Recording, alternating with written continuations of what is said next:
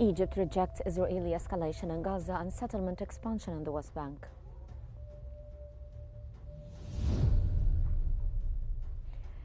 Egyptian military details massive Gaza aid efforts despite border restrictions.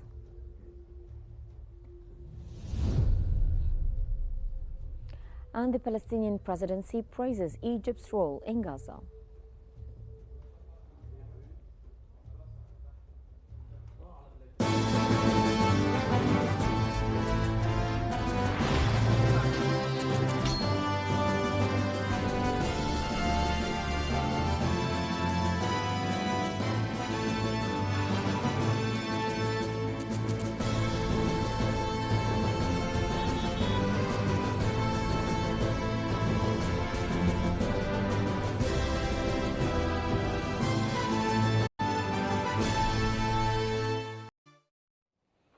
Egypt's foreign minister has rejected Israel's expanded aggression in Gaza and settlement moves in the West Bank.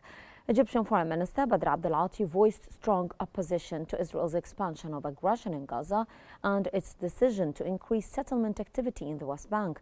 In a call with EU Foreign Policy Chief Kaya Kallas, Abdel-Ati condemned statements promoting so-called Greater Israel, warning that they fuel tensions and instability. He briefed her on Egypt's coordination with Qatar and the United States to secure a ceasefire, allow humanitarian aid into Gaza, and arrange the release of hostages and Palestinian detainees.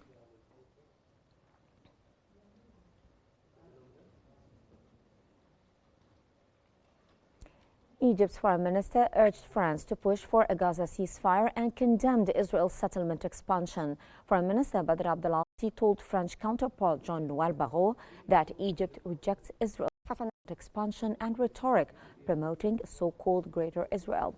He praised France's plan to recognize Palestine and urged more nations to follow.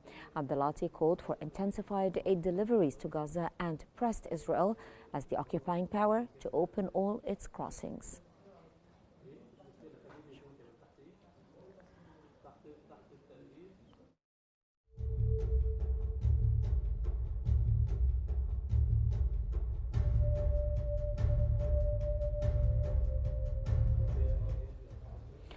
Egypt's armed forces outlined the country's aid efforts for Gaza amid ongoing restrictions. The Egyptian military said that 1,022 aid flights and 32 ships have delivered over 100,000 tons of relief to Al-Arish before transport to Gaza. More than 70% of total aid entering the Strip has come via Egypt, including 45,125 trucks, 209 ambulances, and 81,380 tons of fuel. With Rafah crossing closed from the Palestinian side since May 2024, deliveries now rely heavily on airdrops and the Kerm Abu Salim crossing. Over 18,500 wounded have also been treated in Egyptian hospitals.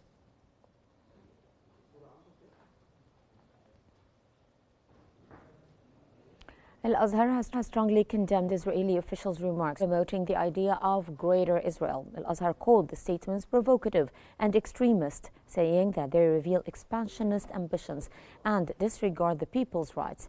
It said that the rhetoric seeks to distract from Israel's war in Gaza and will not change the fact that Palestine remains Arab and Islamic land.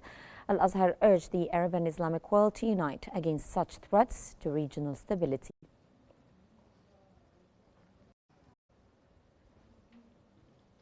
Furthermore, Egypt's Grand Mufti has denounced Israeli leaders' Greater Israel claims as a political myth.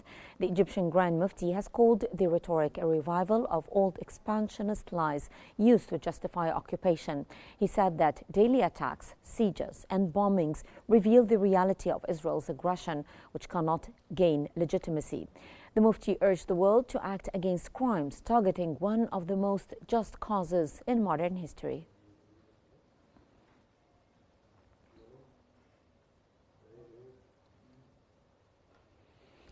The Palestinian presidency said that Israel is pursuing displacement, starvation and killing in defiance of international law. Palestinian presidential spokesman Nabil Aburdina accused Israel of ignoring international law and UN resolutions pushing a plan of displacement and violence against Palestinians. He said that the leadership will take the case to all international forums. The Palestinian Prime Minister will visit Cairo on Sunday to coordinate with Egypt, which Aberdeen is the first line of defense for Gaza.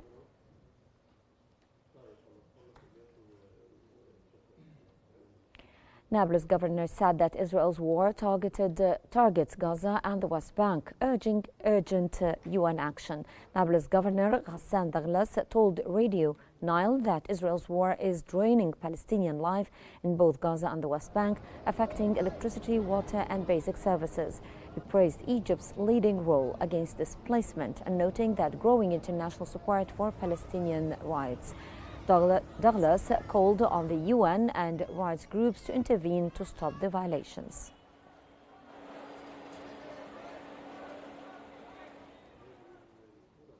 Algeria's envoy in Cairo praised Egypt's historic support for Palestine and rejected attacks on its stance. Algerian Ambassador Mohammed Soufiane Barachi said that Egypt's role in defending Palestine mirrors Algeria's position.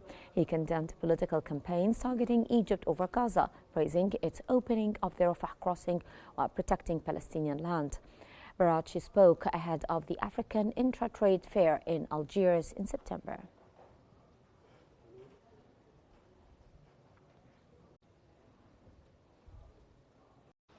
Malawi's president hailed cooperation with Egypt across all fields. President Lazarus Chakwera of Malawi praised the close ties between his country and Egypt, recalling warm meetings with President Abdel Fattah Sisi over the past 2 years. He made the remarks while receiving Egypt's ambassador Mohammed Sharif, with both sides reviewing ways to further boost political, economic and trade cooperation.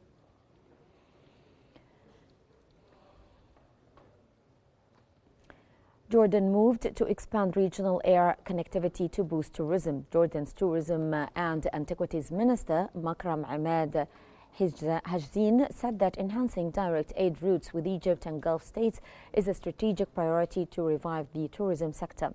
Speaking at a meeting in Al-Aqaba with tourism and aviation officials, he discussed plans to expand flight networks linking regional markets to Jordan's Golden Triangle, Petra, Wadi Rum and Aqaba to attract more visitors and strengthen the sector's role in the economy.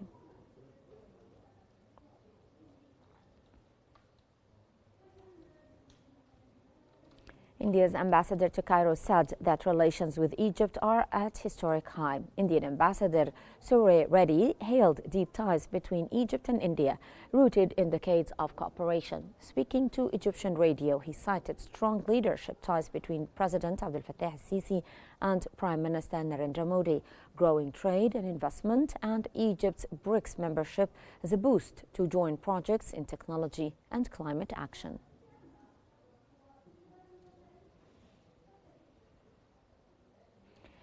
Egypt's top administrative court is hearing appeals over Senate election results. The Supreme Administrative Court began reviewing appeals on Friday on the 2025 Senate elections, with a legal deadline to conclude hearings by August 24th. The National Elections Authority allowed appeals to be filed within 48 hours of the official results on August 12th.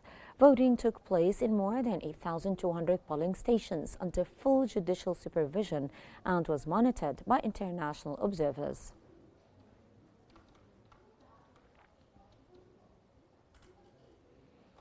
Egypt's 100 Days of Health campaign has delivered over 47 million free medical services in a month. The Health Ministry said that more than 47 million free medical services were provided nationwide in the first month of the 100 Days of Health campaign. Services ranged from primary care to specialist treatment, delivered with support from 12 sectors. The campaign aims to improve healthcare quality and achieve universal coverage.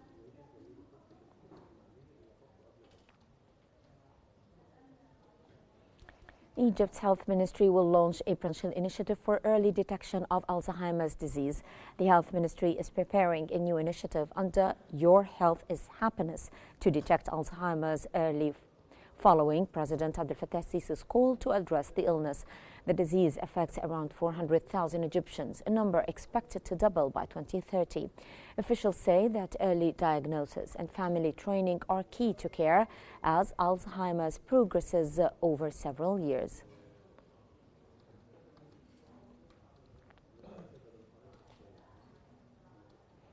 The Grand Egyptian Museum will temporarily close from October 15 to November 4th ahead of its official opening. The Tourism and Antiquities Ministry said that the Grand Egyptian Museum will shut for final preparations before its grand opening on November the 1st. CEO Ahmed Ghanim said that the closure will allow logistical work for the ceremony. The museum will reopen November 4th, coinciding with the 103rd anniversary of Tutankhamun's tomb discovery, offering visitors the full experience.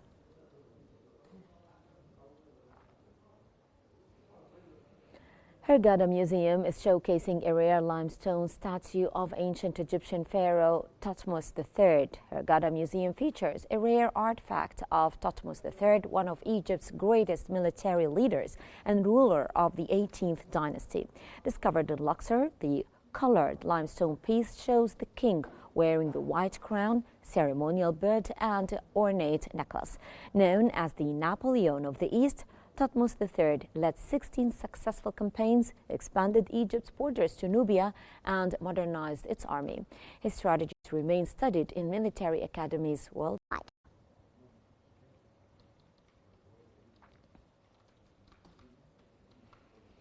New waste management law imposes the life sentence multi-million fines for marine dumping under Article 74 of Law 202 for the year 2020 on waste management.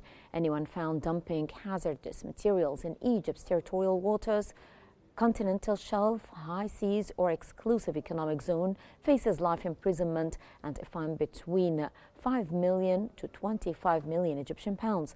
The law also obliges authorities to secure land for managing agricultural waste, encouraging its reuse for animal feed, organic fertilizer, or alternative fuel. Executive regulations detail incentives, transport procedures, and financing mechanisms to promote integrated waste management.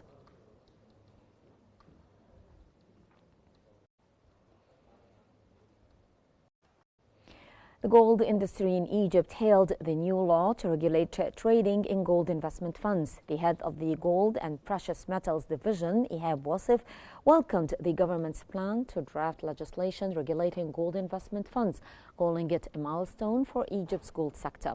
He said that the move supports Egypt's goal to become a regional hub for gold trade and exports. Plans also include establishing an international standard gold refinery and a market regulator to ensure global benchmark quality, saving time and costs.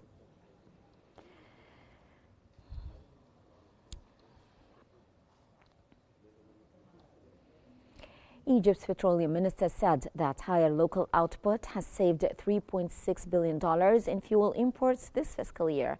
Petroleum Minister Karim Badawi said that boosting domestic production has cut $3.6 billion from Egypt's 2024-2025 fuel import bill, showing the sector is on track. He credited investment incentives, partner payments, and halting gas output decline with plans to gradually raise production. Badawi spoke at a sector meeting in Cairo, noting infrastructure upgrades for LNG imports as a safeguard against supply disruptions.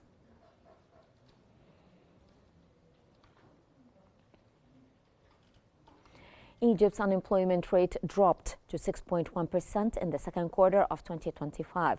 The Central Agency for Public Mobilization and Statistics said that unemployment fell by 0.2% from the previous quarter, reaching 6.1% between April and June 2025. The drop was driven by an additional 223,000 people employed and 57,000 fewer unemployed, increasing the labor force by 167,000.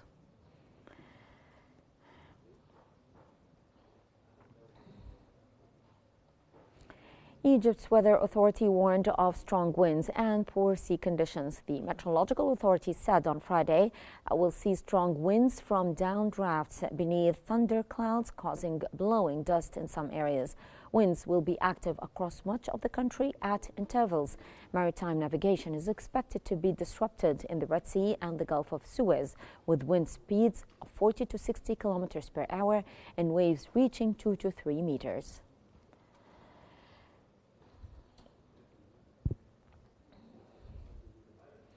Egypt's heat wave is set to break on Saturday with cooler conditions in most areas. The National Weather Authority said that a heat wave will ease on Saturday, bringing hot conditions by day and milder nights. Morning fog is expected in northern regions with occasional dense patches. The Red Sea and the Suez Gulf seas will be rough, with winds up to 60 kilometers per hour and waves up to 3.5 meters. Wind activity will help cool the night air.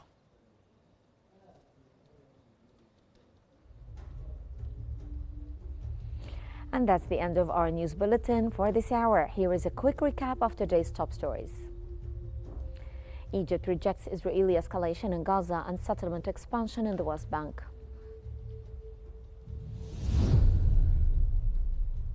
The Egyptian military details massive Gaza aid efforts despite border restrictions. And the Palestinian presidency praises Egypt's role in Gaza.